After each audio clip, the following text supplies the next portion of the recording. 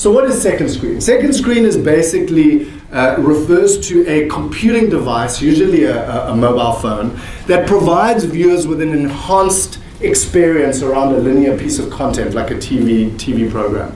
So there are millions of people around the world, in particular in South Africa, millions of people who still watch terrestrial television and listen to terrestrial radio. But more and more of them are doing it with an additional device at hand. And they want the ability to interact with that content that they're hearing or watching on that terrestrial broadcast using that additional device. They want to be able to ask for additional information. They want to be able to socialize with other listeners or other viewers. And most importantly, they want to be heard. Advertisers are starting to really demand better ROI for their ad spend and more comprehensive analytics from broadcasters as well. But I think one of the mistakes that broadcasters make, one of the mistakes that many marketers make, is that we still view mobile and social as ancillary channels. But you really shouldn't do that. Cheryl Diger from the Mobile Marketers Association says you shouldn't look at mobile as a medium at all. You should look at it as the connective tissue that empowers all other media. And the same really can be said for social as well. The traditional broadcasters and advertisers must integrate with online tools in order to deliver more effective and measurable engagement. Engagement that plays by the new rules of our consumer-led marketplace. So we've seen second app or second screen experience being applied to television. We've seen it being applied to outdoor. So here's a third example. This time is a second screen-like experience that is actually used to augment a print ad. We can see that there's a massive opportunity to augment traditional media with online tools, particularly in the area of mobile and social.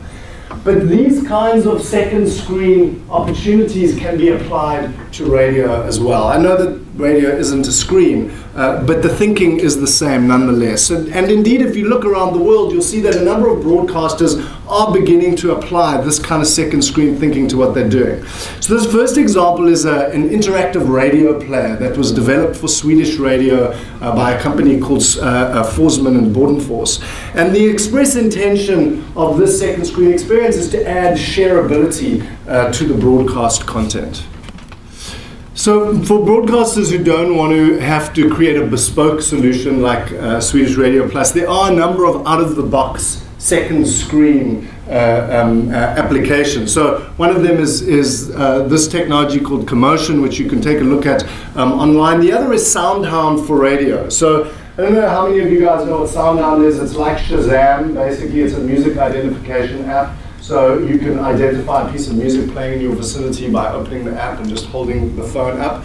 So now SoundHound is teaming up with a radio network company, Dial Network, to extend radio advertising and sponsorship into the mobile environment with SoundHound for radio. So basically this is how it works. You radio listeners listening to the radio, and a DJ or an ad will give you a call to action. And you will then need to use SoundHound to SoundHound the radio broadcast. So basically you turn on the SoundHound app, it registers that you are in fact listening to the radio at that point in time, and immediately unlocks additional value-added elements like content, competition entry forms, or other promotional material directly onto the app. So they've piloted this, they rolled it out around Super Bowl time, where they let SoundHound users pull up exclusive interview content with country singer Tim McGraw. They could pre-order his new album, they could enter to get a chance to win a vacation, and so on.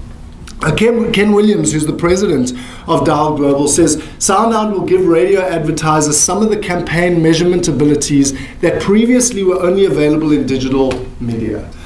So he says radio has never had the ability to quantify and prove engagement. That's what the medium lacked.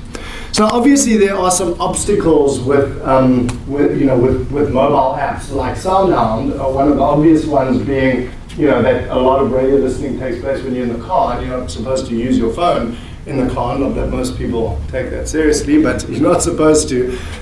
However, there are huge opportunities in the in-car environment itself, because the dashboard environment within cars is becoming a second screen environment in and of itself. So Q Interactive has developed technology to help terrestrial radio broadcasters thrive in the in-car environment. They've created a product called Screen 2, and this is an app that's loaded onto a mobile device, but the plan ultimately is that it gets integrated directly into the dashboard.